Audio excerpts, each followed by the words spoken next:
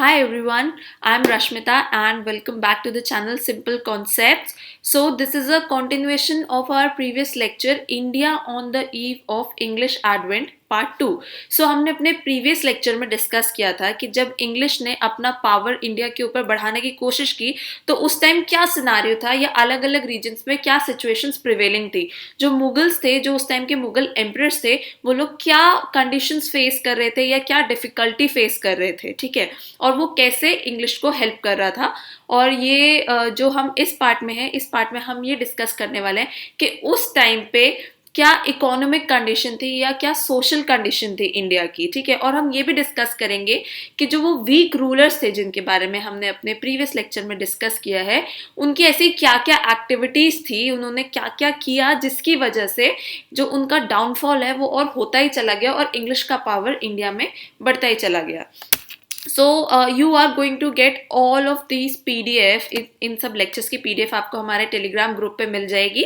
तो आप हमारा टेलीग्राम ग्रुप ज्वाइन कर लीजिए। It is by the name of simple concepts UPSC। आप ये अगर टेलीग्राम पे सर्च करेंगे तो आपको ये ग्रुप मिल जाएगा। ऑल्सो आई विल ट्राई, और मैं डिस्क्रिप्शन में उसका एक लिंक भी मेंशन कर दूंगी, तो आप उससे भी वो ग्रुप ज्वाइन कर सकते हैं। So before starting with our lecture, so there is a new batch starting for UPSC CSE 2020 and 21 from 8th of June on Unacademy. So basically इसमें तीन batches हैं. First is Mission UPSC CSE 2021. Second is Lakshya UPSC CSE 2021. And then expedition UPSC CSE 2021। So जो पहला batch है, this is bilingual, ठीक है। तो इसमें इंग्लिश और हिंदी दोनों यूज होगी। Second one is this one is in Hindi. Okay, so इसमें जो जीएस कोर्स है वो आपको हिंदी में पढ़ाया जाएगा। So the people who are from Hindi medium can join this course. And the third one is Expedition UPSC CSE 2021. So this will be a English language based course. So you will get the full syllabus coverage. So if you are facing any trouble with other subjects except history or anything, so you can join these courses. You will also get test series analysis and dedicated doubt clearing sessions, and you will also get a guidance for your interview preparation. So you can get an extra 10% discount if you use our code SIMPLEYT. Okay, so whenever you are going to join these courses, kindly use this code to get an extra 10% off on your whole amount.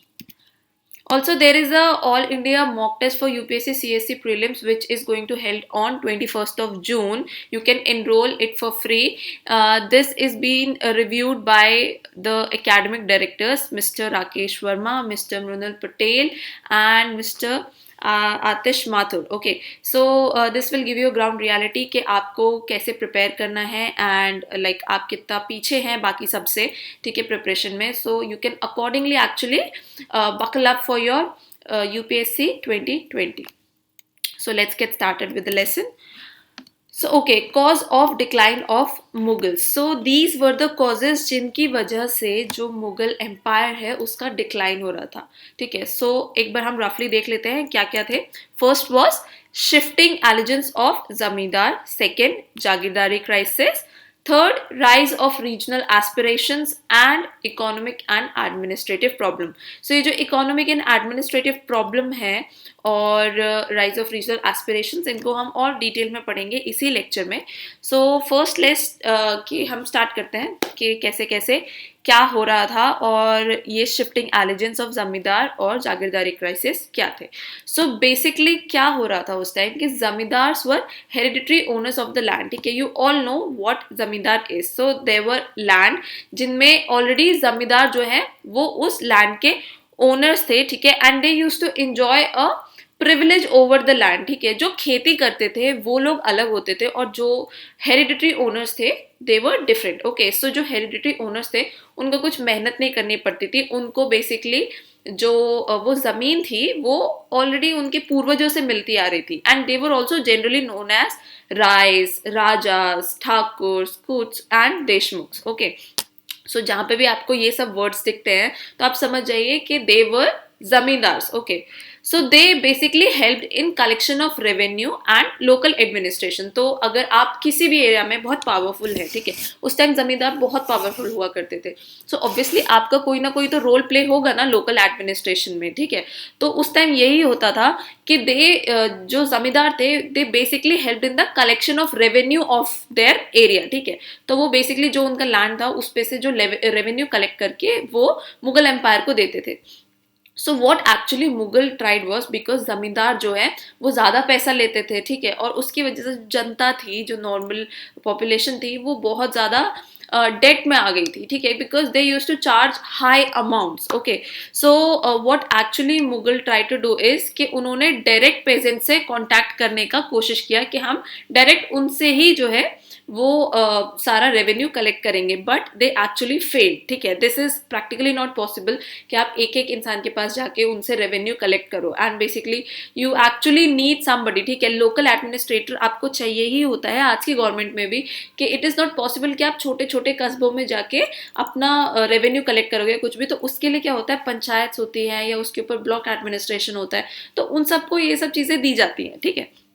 तो उस time भी यही हो रहा था, Mughals tried to contact peasants directly but they actually failed.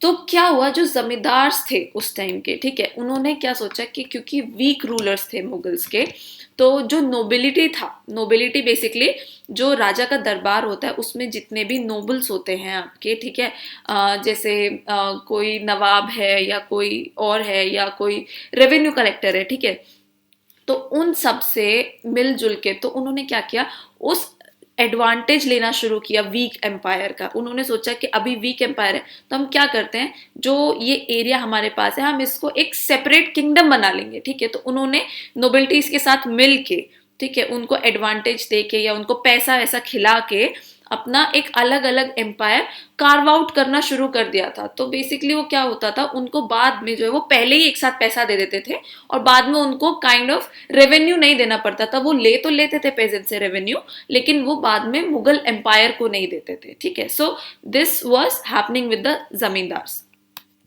Second thing that was happening was Jagirdari crisis. The nobility generally comprised of the high class people like Jagirdars, Mansabdars and Subedars. So these were kind of कि जैसे आपका कोई area है तो Mughals जो होते थे वो बेसिकली जैसे आप मान लीजिए जो मुगल प्रिंस है उनको एक सूबेदार बना देते थे, जैसे बंगाल का सूबेदार बना दिया कि आप उस एरिया का पूरा एडमिनिस्ट्रेशन देखोगे। सो देर बेसिकली जो नोबिलिटी होता था उस टाइम एम्पायर में, they were consist of jagirdars, mansabdars and subedars who were used to be Rajputs. तो क्या होते थे, जनरली ज्यादातर राजपूत्स होते थे। The nobles used to play a very important role in administration, as I told you, because वो अलग अलग एरियाज के, जैसे अभी चीफ मिनिस्टर्स होते हैं ना हमारे पास, ऐसे ही वो लोग अलग अलग एरिया को रूल करते थे और बाद में सबकी इंफॉर्मेशन जाती थी यूनियन के पास। यूनियन कौन थी, the Mughal emperor, okay. And due to difference of religion, homeland and tribe, etc., there was divisiveness among them and the jealousy prevailed. So basically क्या था, कुछ राजपूत होते थे, कुछ मुगल प्रिंस होते थे, तो there was basically clash of religion, caste and the areas they used to live, ठीक है। तो उस वजह से क्या था, उन लोगों में आपस में ही लड़ाई झगड़े चलते रहते थे, and there was jealousy, okay, कि इसको ये ज्यादा रेवेन्यू कलेक्ट कर पा रहा है या हमें ये प्रिविलेज नहीं मिल रहा है। तो basically there was jealousy among them. तो क्या था, एडमिनिस्ट्रेशन पूरे एरिया का ठीक से नहीं चल पा रहा था, because they used to engage in their own fights instead of कि वो पूरे एम्पायर को एक साथ देके वो सिर्फ अपने जो एरिया थे उनके ऊपर ज्यादा फोकस करते थे।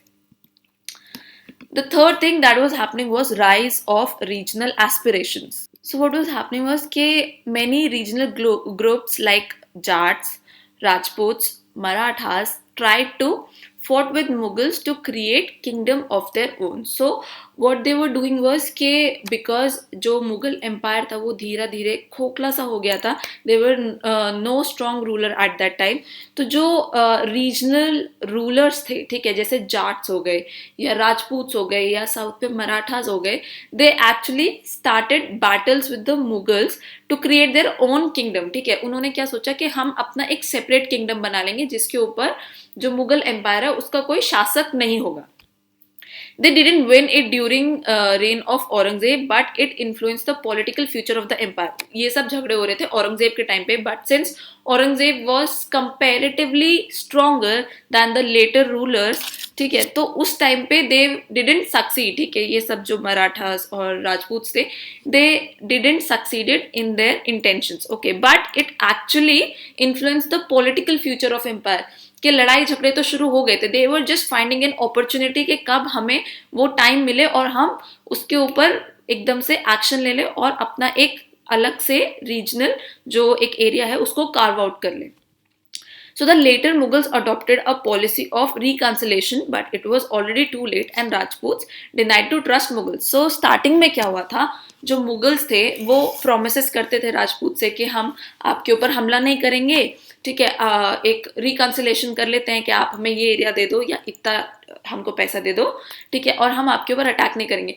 बट क्या होता था कि दे ऑलवेज यूज टू मतलब बाद में वो क्या करते थे कि वो हमला कर ही देते थे, तो दे वर नॉट एक्चुअली ट्रस्टवर्दी. तो राजपूत्स ने मुगल्स के ऊपर ट्रस्ट करना बंद कर दिया था. और जो लेटर मुगल्स थे तो उन्होंने क्या किया, उन्होंने जब ये रिकंसिलेशन ट्रीटी साइन करनी शुरू की तब राजपूत्स ने बेसिकली डिनाई कर दिया कि हम आपके ऊपर ट्रस्ट नहीं कर सकते, बिकॉज जो भी आपकी एक्टिविटीज थी पहले उसकी वजह से हम ये कोई भी ट्रीटी साइन नहीं कर पाएंगे. So if you will see the Marathas were also emerging as a great power in Maharashtra. Okay, so they were first limited to their own state. तो वो क्या था, वो लोग सिर्फ अपने स्टेट के बारे में सोचते थे, but later their ambition grew and they wanted a legal sanction from Mughal to collect Sardesh Mukhi and Chauth throughout India. So basically sardeshmukhi क्या था कि जो मराठा स्टेट को छोड़ के जो एलियन स्टेट्स थे, जो और बाकी स्टेट्स थे, उनसे वो लोग एक काइंड ऑफ टैक्स लेते थे ताकि जो मराठाज है वो उनके ऊपर हमला ना करे, ठीक है. So this was known as Sardeshmukhi के हमारा एक एम्पायर है जो बहुत ज़्यादा पावरफुल है, तो आप हमें इतना टैक्स पे करो ताकि हम लोग आपके ऊपर हमला नहीं करेंगे. It was kind of a military protection basically, ठीक है, कि हम आपका साथ तो नहीं देंगे बाकी वॉर्स में, that was like a different issue, लेकिन हम खुद आपके एरिया के ऊपर हमला नहीं करेंगे. So this was basically known as Sardeshmukhi and chauth. So they wanted कि जो मुगल एम्परर हैं वो उनको इजाजत दे दें कि आप पूरे मुगल एम्पायर से सरदेशमुखी और चौथ इकट्ठा कर सको. So this was their aspiration जो बाद में बड़ा होता चला गया. The Rajput struggle and the Marathas' growing ambition were great factors which affected Mughal might. So these were the two conditions कि जो राजपूत स्ट्रगल कर रहे थे टू ट्रस्ट द मुगल्स के उनके साथ कोई ट्रीटी साइन करे, ठीक है, और जो मराठास थे जो उनका एम्बिशन था जो ग्रो होता जा रहा था कि अब हमें और पैसा चाहिए और हम इस स्टेट से भी पैसा लेंगे उससे भी लेंगे, and it was actually growing to the extent कि वो नॉर्थ तक पहुंचना शुरू हो गए थे कि वो नॉर्थ के जो राजा थे उनसे भी सरदेशमुखी कलेक्ट करना चाहते थे, ठीक है. So basically this ambition and this Rajput struggle were the great factors which actually affected the Mughal might. Also, there were economic and administrative problems. So there was luxurious living of emperors and amirs, and the reduction in khalisa land. So basically क्या था कि जितने भी आमिर्स थे या emperors थे, ठीक है, they had a luxurious way of living, ठीक है, सोना चांदी ये वो wine and everything. So they used to live luxuriously, जिसके ऊपर बहुत पैसा खर्च होता था. और क्या होता था, नॉट ओनली एम्परर, ठीक है, चलो एम्परर का फिर भी समझ में आता है कि ठीक है he is the emperor of India, so he is actually living lavishly. But जो उनके आमिर्स होते थे, आमिर्स यू कैन से लाइक जो उनके कोर्ट में जो काम करते थे लोग, they also use to live lavishously. Okay, they used to spend lavishly, and there was a reduction in Khalisa land. So Khalisa land was gifted land. जो emperor थे वो अपने जो उनके काम करने वाले लोग थे, जो noblemen थे, उनको land gift करते थे. land gift करते करते basically land में reduction आ गया था, and there was no land left to give it to anyone. तो all of which burdened the state, ठीक है. तो there was no land left.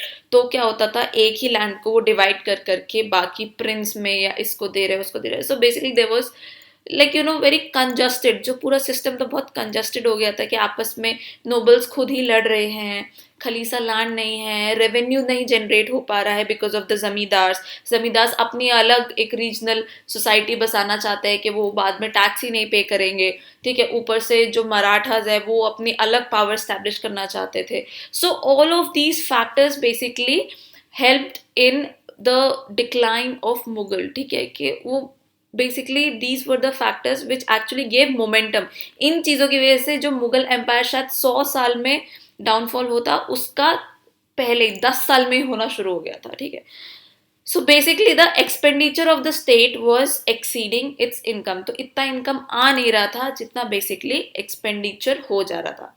Also there was no scientific and technological advancement, okay, and that could have improve the economy. तो क्या था उस time कि वो ही पुराने आर्टिशंस आर्ट्स बना रहे हैं, पोएम्स जनरेट हो रहे, there was no scientific and technological advance, okay, like in Britain जैसे इंडस्ट्रियलाइजेशन हुआ ब्रिटेन में, so there were machines and everything, ताकि क्या है कम पैसों में चीजें जल्दी बन सके। So this was not happening in India, so therefore जो ट्रेड था इंडिया का वो बहुत पीछे रह गया था। So now we will discuss in detail the rise of regional states, के कितने टाइप के स्टेट्स उस टाइम बन रहे थे। So there was an emergence of three types of states during the decline of Mughal Empire, कि जब Mughal empire का डिक्लाइन हो रहा था, there were three kinds of states that was emerging. First was successor states, second independent kingdom, and third the new states. So the successor states were the one which were actually breaking off from the Mughal empire, ठीक है, जो जैसे हो गया Awadh, Bengal and Hyderabad. तो इसमें क्या होता था कि ये जो स्टेट थे ये मुगल एम्पायर के खिलाफ कोई बगावत नहीं करते थे, they used to follow them. बस वो क्या था, they became the successor state, okay, कि जो मुगल के सक्सेसर्स थे उन लोगों ने धीरे धीरे थोड़े थोड़े पार्ट में, बिकॉज बच्चे बहुत ज्यादा होते थे तो हर कोई एम्परर नहीं बन सकता, तो basically these were the successor states of the actual Mughal empire formed after breaking away from Mughal provinces, कि जो ऑलरेडी इस्टेब्लिश्ड मुगल प्रोविंसेस थे उन्हीं में से छोटे छोटे एरिया अलग अलग हो गए थे, and these were known as Awadh Bengal, ठीक है, और Hyderabad are like examples of successor states. The second was independent kingdom, so came into existence due to the destabilization of Mughal control over provinces. तो ये जो independent states थे ये वो थे जिनके ऊपर मुगल का जो कंट्रोल था वो लूज हो गया था। तो बेसिकली क्या किया, जो वहाँ के रूलर्स थे उन्होंने अपना एक इंडिपेंडेंट स्टेट बसा लिया, and they were not actually obedient to the these Mughal emperors, ठीक है। So it was Mysore, ठीक है, Kerala, and the Rajput rulers who used to rule there in their own land. So these were the independent states, and they later basically what started was कि उन्होंने Mughal empire को basically revolt करना शुरू कर दिया था, ठीक है, and they used to engage in battles against the Mughals. The third category was the new states. So these were the states set up by rebels. तो जो rebels थे, ठीक है, बेसिकली जो मुगल एम्पायर के खिलाफ थे, उन्होंने बाद में ये स्टेट्स बना लिए थे, जैसे मराठा हो गया and the Sikh empire. So these were three kinds of states जो उस टाइम इमर्ज हो रहे थे। If you want you can read about them in a detailed way, or I can make a separate video for each and every region that was growing, but I don't think it is really important. This whole lecture is important from the perception of your mains exam, okay। prelims में इन सब चीज़ों से questions बहुत कम पूछे जाते हैं, so this is for your basic knowledge कि आपको मीन्स एग्जाम में कुछ लिखने को मिल जाए। Otherwise if you want me to make a separate video on each and every empire that was growing, कि वो कैसे ग्रो कर रहा था और उस सेपरेट एम्पायर में क्या चल रहा था, ठीक है, so you can actually mention it in the comment section, so I will make a different video for this. Otherwise जो इसमें मेन जो एरियाज हैं like Mysore, Awadh, Bengal, Hyderabad, Maratha, this I'm going to cover in my next lecture, ठीक है, because I guess this is more important. So let us see now what was the socio-economic condition at that time. Okay, कि social और economic conditions के ऊपर क्या effect पड़ रहा था मुगल्स के decline का और English power के grow करने का. So first of all we will see about the agriculture. ठीक है. So the agriculture was generally done by poor peasants and their condition was really miserable as they were forced to pay exorbitant amount of taxes to the states, zamindars, the jagidars, revenue farmers, etc. So basically क्या था, वहाँ पे एक आदमी नहीं था. Like there was zamindars, then there was jagirdars, ठीक है, and then they were used to pay the taxes to the states. Okay, also they were revenue farmers. तो क्या था कि उनको थोड़ा थोड़ा करके, जैसे एक स्टेट है, ठीक है, उसने टैक्स मांगा 10 रुपए, उसके बाद जो नीचे वाला है उसने उसको ड्यूटी दी, तो वो कितना मांगेगा, 12 रुपए, फिर उसके नीचे वाला 14. तो क्या था, वो नीचे आते आते जब तक पेजेंट्स के पास आता था, वो 10 रुपए से 20 रुपए बन जाता था. तो बेसिकली पेजेंट्स को ज्यादा टैक्स पे करना पड़ता था. And because of many famines and because उस टाइम थोड़ी सी कंडीशंस हार्श थी, तो the poor peasants were not able to actually pay the taxes at that time. So the condition of agriculture was going down.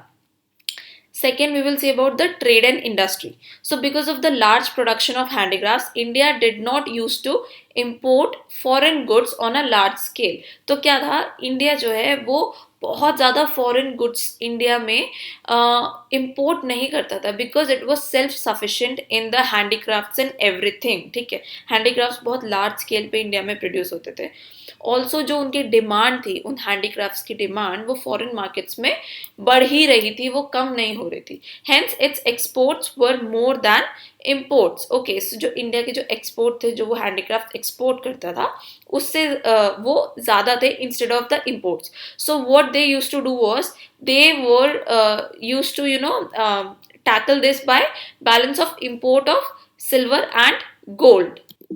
So basically if you will see, तो जो silver और gold है वो obviously महंगा होता होगा, ठीक है, और जो हैंडीक्राफ्ट्स हैं, ठीक है, वो सस्ते होते थे. ठीक है, तो बेसिकली इस चीज़ से ट्रेड वॉज बैलेंस्ड. बट फिर भी अगर हम गोल्ड और सिल्वर इंपोर्ट कर रहे हैं, तो एक टाइम ऐसा आएगा जब हमारे ऊपर डेट हो जाएगा, because it is more expensive. It is like बहुत ज़्यादा डिफरेंस था दोनों के, जो पैसा है उन दोनों में, कि हैंडीक्राफ्ट्स और gold and silver. So this was basically the condition which was prevailing in the trade and industry of India. So these are the item of imports from Persian of Gulf. हम लोग import करते थे pearls, raw silk, wool, dates and dry fruits. Arabia से हम लोग import करते थे coffee, gold and honey. From China we used to import tea, sugar, silk. From Africa, ivory and drugs. From Europe, woolen clothes, copper, iron. ठीक है, और जो हम एक्सपोर्ट करते थे वो था cotton textile, raw silk, opium. ठीक है, opium is very important, rice, wheat, sugar, paper and other spices. So basically जो इंडिया ट्रेड करता था, तीन तो मेन चीज़ें आपको याद रखनी ही हैं जो इंडिया से एक्सपोर्ट होती थी. First cotton textile, second opium and third is pepper and other spices, because India was really famous for these three things. Okay, also for raw silk, but India because silk import भी करता था बहुत जगह से. ठीक है, so you have to basically remember the three things that I have told you. बाकी जो भी आइटम ऑफ इम्पोर्ट्स हैं, आप इनको एक बार पढ़ लीजिए, आपके मेंस के आंसर में लिखने के काम आएगा. So let us see what was the status of education at that time. So the education in India at that time was not up to the level of education in the West. West में education बहुत ज़्यादा develop कर गई थी, because there was technological advancement. तो उस चीज़ों के बारे में लोगों को पढ़ाया जा रहा था. But in India, knowledge was only confined to literature, law, religion and philosophy. ठीक है, in fact, so much dependence on ancient text was usually the original thoughts were actually discouraged. Okay, तो हम लोग इतना डिपेंडेंट हो गए थे हमारे एंशियंट टेक्स्ट के ऊपर, कि अगर कोई नया इंसान आ रहा है, जैसे इफ फॉर एग्जांपल कि सती है, तो हमारे अगर पुराणों में दिया गया कि नहीं नहीं ऐसे सती होगा या ऐसे, तो हम उसके ऊपर इतना रिलाई करने लग गए थे कि अगर कोई एक नया इंसान आके कह रहा है कि ये सही नहीं है, दिस इज नॉट लॉजिकल, तो हम उसका जो ओपिनियन है उसको एक्सेप्ट ही नहीं करते थे. ठीक है, तो जो ओरिजिनल थॉट्स थे इंडिया में वो आने ही बंद हो गए थे. We were only confined to our ancient text. Also, the primary education was widespread. It was confined to writing and arithmetic only. ठीक है, so there was no technological advancement. Children from lower class used to attend the schools sometimes, but female presence was rare. तो जो children थे, जो lower caste के जो बच्चे थे, वो भी स्कूल अटेंड करते थे, बट एक्चुअली लड़कियों को नहीं पढ़ाया जाता था. Female presence was really rare at that time. So Chatupatis or tolls, as they were called in Bihar, were the centers of higher education. So these were the centers of higher education, and इनको बिहार में ऐसे ही बोला जाता है. I cannot pronounce it correctly. I'm sorry. Chatupathis or tolls. ठीक है. So the famous centers of higher education were Kashi, Tirhut, it is in Mithila, Nadia, and Utkal. So these were basically the famous centers for the higher education. जो primary education है वो आपको Muslims के लिए मदरसा में होते थे. ठीक है. So like every sect, either be Muslim or the Hindu, were actually providing the basic education to their children. ठीक है. But only to the male child. ठीक है. फीमेल चाइल्ड को तो नहीं पढ़ाते थे उस टाइम. और प्राइमरी एजुकेशन में क्या ही पढ़ाया जाता था? राइटिंग्स, फिलोसफी, लिटरेचर, पुराणों के बारे में, यही सब. There was nothing new going on in the status of education in India. Next is position of women. So India had a patriarchal family system and individuality of a woman was lost. Okay, so individually women को कुछ नहीं समझा जाता था उस time पे. There was a patriarchal system, as in the men was considered the like the head of the family. Okay, he was the bread earner of the family at that time. Women were actually not allowed to work, although there were few exceptions के जो upper class women थी उनको घर में ही रखा जाता था. But the lower class women जो जैसे मजदूर लोग होते थे, उनकी वाइफ, वो लोग जाके फील्ड्स में काम करती थी. ठीक है. खेती करती थी, ये सब. So these womens were the exception. There were many evils, social customs prevailing at that time. बहुत सारे social evils थे, as you know, पर्दा system, Sati, child marriage, polygamy. Polygamy as in कि एक आदमी चार चार औरतों से शादी कर सकता था. ठीक है. ये सब बहुत prevailing था. The evil of dowry was widespread. Dowry बहुत ज़्यादा amount में ली जाती थी.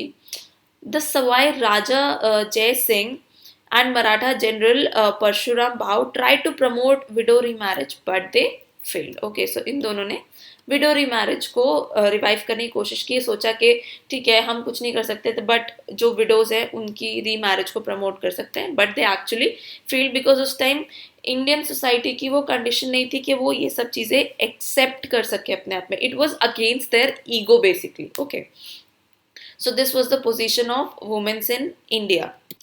So next was menace of slavery. So slavery was present in India even before Europeans came to India. India में बहुत पहले से slavery चल रहा था, but it was much better in India than in Europe. The advent of Europeans heightened the slavery and slave trade in India. European trading companies purchased slaves from Indian markets and they took them to Europe and American markets. So basically क्या किया उन्होंने इस चीज़ को कम करने की कोशिश नहीं की यूरोपियन ने. उन्होंने एक्चुअली इसको बहुत ज़्यादा बढ़ा दिया था स्लेवरी इन इंडिया को. Okay, so what they used to do were कि वो इंडिया से स्लेव बाय करते थे from markets of Bengal and Assam, because it was really prevailing in these areas. Okay, Bengal and Assam. And they used to took them to European and American markets जहाँ पे slaves की बहुत ज़्यादा डिमांड थी. ठीक है. और they used to sell them at the lower cost, तो वहाँ के लोग उनको खरीद भी लेते थे. So the condition of development of art and culture during time. So during this period, following monuments were built. ठीक है. तो बहुत ज़्यादा तो नहीं, like if you notice during the time of Akbar, during the time of Jahangir, or during time of Shah Jahan, the art and culture were really prevailing. But धीरे धीरे आते आते इस टाइम तक आर्ट एंड कल्चर काफ़ी कम हो गया था. Still there was some development in art and culture. So the Bada Imambada in Lucknow was built in 1748 by Asaf-ud-Daula. ठीक है. During this period, कुछ एस्ट्रोनॉमिकल ऑब्जर्वेशंस बनाई गई थी at Delhi, Jaipur, Banaras, Mathura and Ujjain by Savai Raja Jai Singh. So Savai Raja Jai Singh is the same person who founded the Pink City of Jaipur. ठीक है. He also prepared a set of timetables called Jij Muhammad Shahi to help people study astronomy. So if you ever go to Jaipur, आपको वहाँ जाओगे तो आपको वहाँ पे मिलेगा ये astronomical units. Okay, so you can find one in Delhi, Jantar Mantar, ठीक है. So that is the astronomical unit, ठीक है. तो वहां पे जिज मोहम्मद नाम का एक कैलेंडर बनाया गया था. Basically it is kind of a calendar और time table you can say, जिसको देख के एस्ट्रोनॉमी पढ़ी जा सकती है कि कब कौन सा सितारा कैसे वर्क कर रहा है. I don't have much idea about this astronomy, but yeah, I guess this is how it works.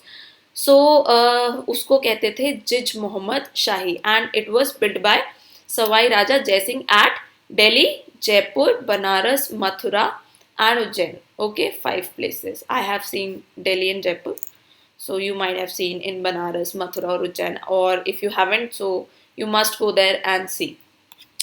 Rajputana and Kangra school of painting were prominent during this time. So as you know कि India के art and culture में अलग अलग kind of schools होते थे, ठीक है. Architecture school होते थे, लाइक द्रविडियन स्कूल, जो हम पढ़ेंगे जब हम मिडिवल हिस्ट्री पढ़ेंगे या हम एंशिएंट हिस्ट्री पढ़ेंगे, तो उसमें हम ये सब स्कूल्स के बारे में डिस्कस करेंगे. So during this time Rajputana and Kangra school of painting were prominent. Okay, you have to remember this. Also, there was a growth in Urdu poetry during 18th century. Poets like Mir, Sauda, Nazir and Mirza Ghalib were very popular. And in South India, Malayalam literature was flourishing under the patronage of Travancore rulers. So basically, Travancore rulers के under जो है Malayalam literature काफ़ी ज़्यादा flourish कर रहा था. Kunchan Nambiar was a noted Malayalam poet. तो अगर आपको कहीं पे भी कंचन नाम्बियार नाम दिखता है तो आपको रिकॉल करना है कि he is a Malayalam poet. Okay, do not confuse between Malayalam and Tamil, both are different languages. Tamil language was enriched by sitar poetry, and Tayyu Manawar was one of the best exponents of sitar poetry. Okay, so Tamil language so already was like enough used in the South India. So you need to remember this name, Tayyu Manawar, who was one of the best exponents of sitar poetry. So we have completed our decline of Mughal, और उनके time पे जो भी art and culture था या socio economic conditions थी या क्या कॉजेस थे जिनकी वजह से मुगल एम्पायर का डिक्लाइन हुआ. Now from next lecture we will talk about कि मुगल का डिक्लाइन हो गया, लेकिन अब इंग्लिश पावर कैसे आगे बढ़ रही हैं या कैसे उनके जो लीडर्स इंडिया में आ रहे हैं वो क्या क्या टैक्टिक्स खेल रहे हैं इंडिया के ऊपर अपना पावर जमाने के लिए, और क्या क्या बैटल्स हुई. So the main part starts from now. This was the whole background. So if you need to understand the background, तो मेरी और भी वीडियोज़ हैं upon Portuguese, Dutch and everyone, ठीक है, जितने भी यूरोपियंस इंडिया में आए थे. So you must watch them to like you know stabilize your background, ताकि जो आगे आने वाली चीज़ है वो आपको याद रहे. एंड डोंट वरी, मैं हर चीज़ को इंटर रिलेट करके पढ़ाऊंगी so that you develop a more you know analytical knowledge about all of this history part. And you do not need to read any book, NCERT or Spectrum or anything. I'm including everything in the lectures. So even if you see these lectures again and again and you write down these important points और जो भी मैं tricks बता रही हूँ, so you will be able to answer any of the history question whichever appears in your exam, either it be CDS or UPSC or any other state services exam. Okay, so I will see you in my next video. Till then, please take care and bye bye.